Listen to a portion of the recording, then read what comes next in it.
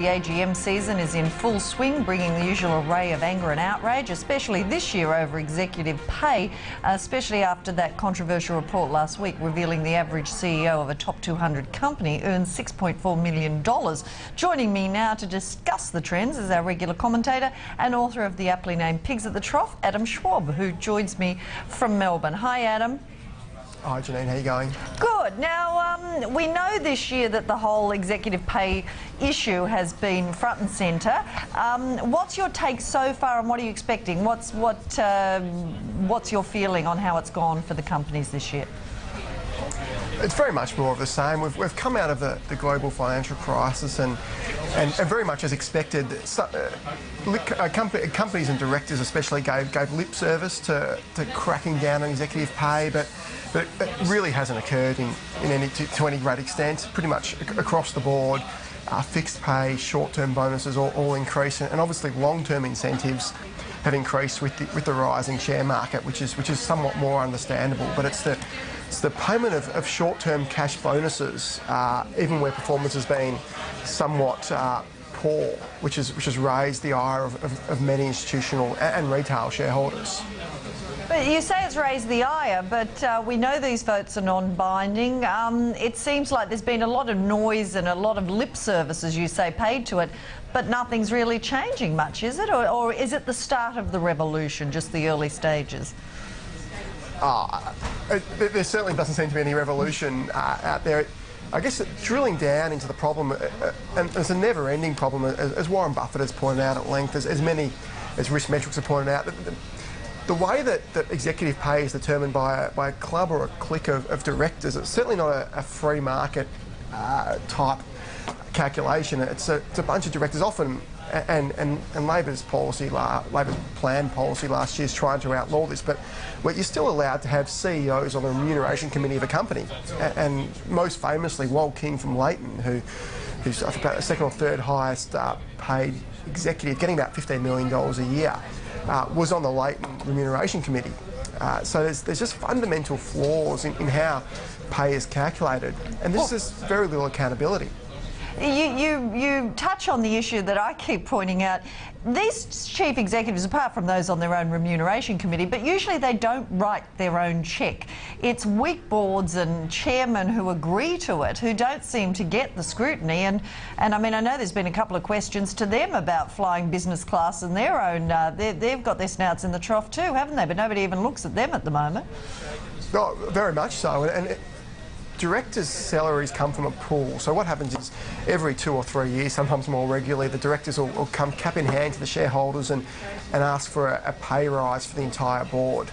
And very rarely do shareholders ever vote that down. It'll increase by 200 or 300,000 to 2 or to 2.2 million, and directors just quietly give themselves a pay rise. But to the point where some chairmen are getting paid extraordinarily well. Don Argus got 3.1 million last year. That was partially a termination sort of payment there, but there are several directors and chairmen. Jim Hall's one that springs to mind. Jim Hall's famously on the board of Centro. Centro lost about 98% of its value when it undertook a $5 billion debt-funded acquisition of New Plan XL Realty back in 07 at the height of the property boom, only to see the property bubble collapse in the US about 3 months later.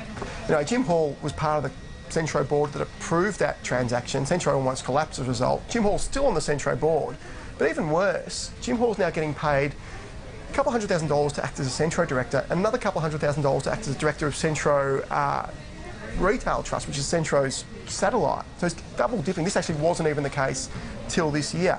Jim Hall's also on the board of a couple other companies getting about $1 million in total, or just under. Well, that's the other point, isn't it? You know, they keep claiming it's not a directors' club, but you've got these chairmen and others getting a couple of $100,000, and you often find them on, you know, a number of other boards, and they're grabbing them as fast as they can. And while each one doesn't look that much, they add up to quite a significant amount. I mean, there's still no controls. I know some of the shareholder activist groups have tried to vote against chairmen who have too many boards, but they don't seem to be getting that message, do they? virtually impossible to ever vote a director or chairman out. It did actually happen in Transfield this year, but there's a few extenuating circumstances there. But the classic case is David Ryan, who was chairman of ABC Learning Centre's audit committee. So he was the man responsible for making sure ABC's books were correct for shareholders, and of course they were a couple of billion off. David Ryan, after ABC collapsed, was reappointed chairman of Transurban and appointed a director of Lendlease, two blue chip companies, both in the top 50 or 100. So if you can be audit boss of a leading public company that goes under and still get appointed a chairman, you've got to wonder how can you possibly not be appointed a chairman of these companies, and what do you have to do to get voted out? I won't even start on the new club, the club of a small group of female directors who are joining in at the same time, who are learning about being in the trough too.